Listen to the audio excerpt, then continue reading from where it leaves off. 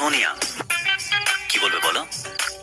দেখো, আমি কিন্তু খুব স্পষ্ট কথার মেয়ে, খুব মডার্ন, ভালো, মনের কথা একদম চেপে রাখতে পারি না। খুব ভালো। তোমাকে প্রথমবার দেখেই আমার ভালো লেগে গেছে। আর যখন শুনলাম তোমার কেউ নেই, তখন তখন তোমার একাকিত্ব আমার মন ছুঁয়ে গেছে।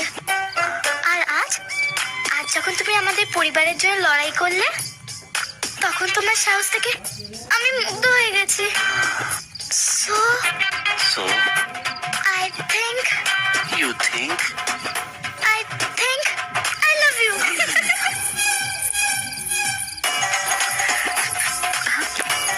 হে ভগবান, আমার যে কি হলো!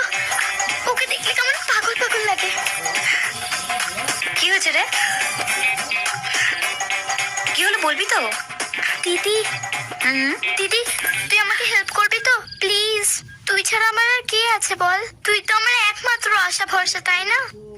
ঠিক আছে, কিন্তু ব্যাপারটা কি বলতো? ইস, বল না কি হয়েছে। দিদি,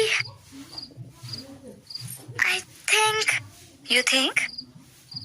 I'm in love with Rahul. What? হ্যাঁ দিদি।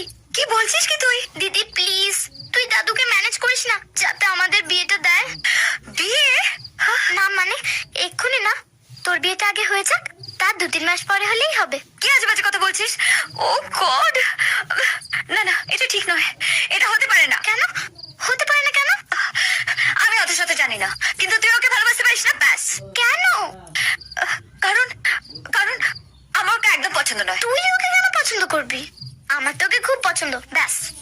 এ ও গড, প্লিজ প্লিজ দিদি, তুই আমাকে ভালোবাসিস না? প্লিজ যে কোনো ভাবেই হোক দাদুকে একটু ম্যানেজ করিস যাতে আমি রাহুলকে বিয়ে করতে